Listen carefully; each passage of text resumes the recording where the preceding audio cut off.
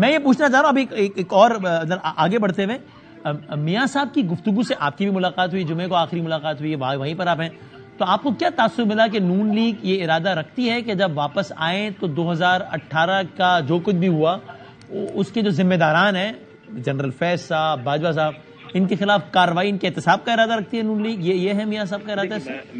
میں آپ کو گزارش کروں، کئی دفعہ لوگ اس کو غلط رنگ دیتے ہیں. وسیم آپ تو سمجھتے ہو آپ کا بہت زمانہ گزر گیا اور بڑے دھیمے انداز میں آپ اپنے پروگرام کرتے ہو، اور میں آپ کو پتا میں آپ کا بڑا مداح تھا اس بارے میں، اور میں آپ کے پروگرامز میں بھی آتا تھا، بڑا خوش ہو کے آتا تھا.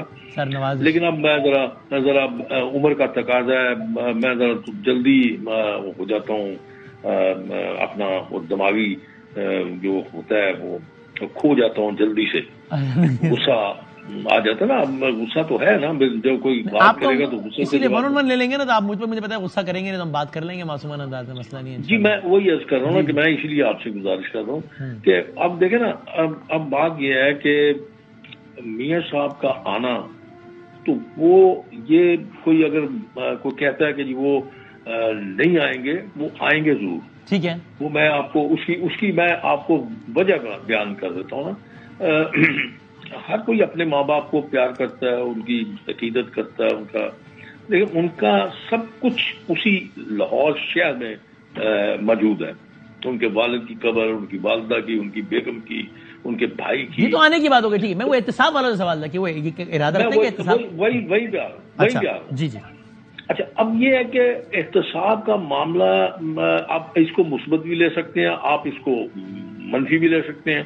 اب انہوں نے جو بیان دیا وہ بالکل درست سطور پہ تھا.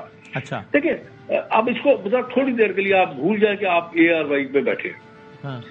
آپ دیکھیں جو کچھ اس ملک میں ہوا یا جو اس ملک کے ساتھ کھلواڑ کیا گیا، چلیے ایک منٹ کے لیے آپ بھول جائیے میاں صاحب کو نکالا گیا، میاں صاحب کے کریکٹر ایسوسینیشن کی گئی، ان کے ساتھ کیا بھولوں؟ آپ کہہ رہے ہیں ARY میں بیٹھنا بھول جاؤں، یہ میاں صاحب کو نکالا گیا. میرے ذہن میں سب میں ARY میں بیٹھ کے آپ سے اتنے عرصے سے بات کر رہا ہوں نا، آپ کے سامنے جو بات، تو وہ کوئی مسئلہ نہیں. آپ بتائیے، اوپینین دیجیے کہ احتساب کرنا ہے نہیں کرنا ہے، یہ بتائیں سر. جی میں وہی گزارش کر رہا ہوں نا کہ اب آپ نے ایک بات کر دی، آپ نے کہا، میاں صاحب نے کہا کہ جی آپ نے اس ملک کے ساتھ، ملک کے عوام کے ساتھ ظلم کیا.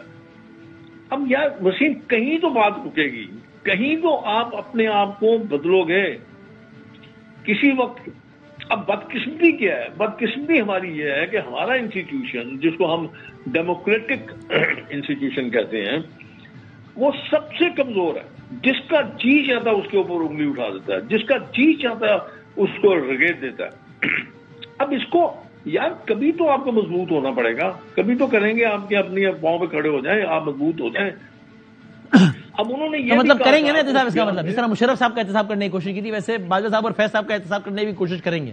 دیکھیے میں آپ کو ایک گزارش کروں، اب اس میں تھوڑا سا آپ اس کو تھوڑا سا آپ مختلف لے لیجئے. اچھا، مشرف نے آپ کا کانسٹیٹیوشن توڑا، صحیح ہے، ایک دفعہ نہیں 2 دفعہ توڑا، ٹھیک ہے، اور اس کانسٹیٹیوشن توڑنے کی ایک جو سزا ہے وہ کانسٹیٹیوشن میں درج ہے.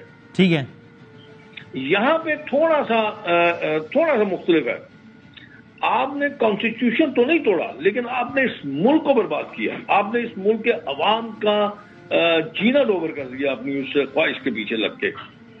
تو اب اس کے لیے اب جو آپ کے اس وقت ماشاءاللہ چیف آف آرمی اسٹاف ہیں، وہ ان کے خلاف کیا کارروائی کرتے ہیں، کیا ان کے خلاف وہ ایکشن لیتے ہیں. لیکن اس میں انسٹیٹیوشن کی عزت کا بھی تو پاس ہے. تو آپ انہی پر چھوڑ رہے کہ ادارہ ہی فیصلہ کر لے، یا نون لیگ جب حکومت میں آئے گی تو وہ بطور وہ خود جو ہے وہ اس پہ کوشش کرے گی ان کا احتساب کرنے کی؟ نہیں، میں وہی تو گزارش کر رہا ہوں نا، میں نے آپ کو اس کی ہے کہ میری اپنی سوچ ہے یار وسیم، میں نہیں سمجھتا، میں تو اپنی سوچ آپ کو بتا رہا ہوں نا.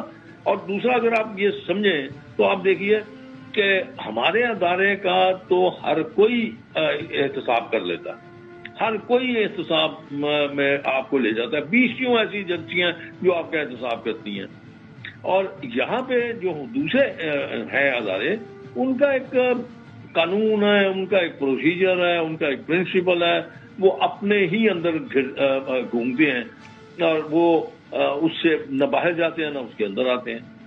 اب میں یہی آپ کے عرض کر رہا ہوں کہ اس میں ایک وسیم، میں جو آپ کو عرض کرنا چاہ رہا تھا، ایک بڑا ہی اس کا مشرف کا جب آپ اس کے ساتھ موازنہ کرتے ہیں نا تو اس میں بہت فرق ہے۔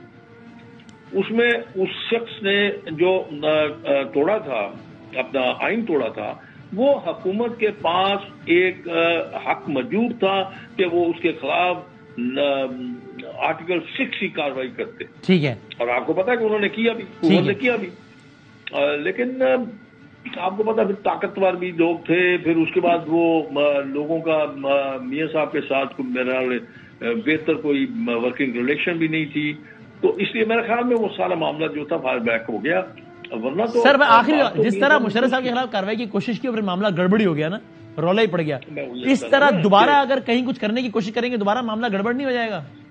حکومت کے پاس سوائے اس کے کہ ان کے خلاف جوڈیشری کے لوگوں کے خلاف ایک ریفرنس، جوڈیشل ریفرنس بھجوا دیں، اور جو لوگوں نے یہ سب کچھ کیا ہے، تجربہ کرنے کی کوشش کیا، ان کے خلاف ان کے انسٹیٹیوشن کو لکھ کے بھجوا دیں کہ یہاں انہوں نے یہ کچھ کیا۔ Maximum this is what the government can do. ٹھیک ہے، ان لائک مشرف کیس جس میں وفاق کے پاس یہ اختیار تھا کہ آرٹیکل 6 کی لے کے چلے جائے عدالت۔ ٹھیک ہو گیا، تھینک یو سر، بہت بہت شکریہ۔